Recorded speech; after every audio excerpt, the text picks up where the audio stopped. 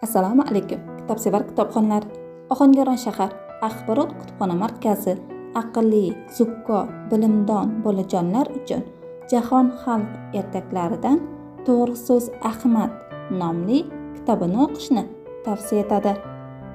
Jahon xalqlari ertaklari turkumida nashr etilayotgan ushbu kitobda Fors xalqining bolalarini to'g'ri so'zlik, mehnatsevarlikka undovchi, ishbilarmonlik, vatanparvarlik kabi fazilatlarni ulug'lovchi, yolg'onchilik, hasadgo'ylik, dangasalik kabi illatlarni qoralovchi qiziqarli ertaklari jamlangan.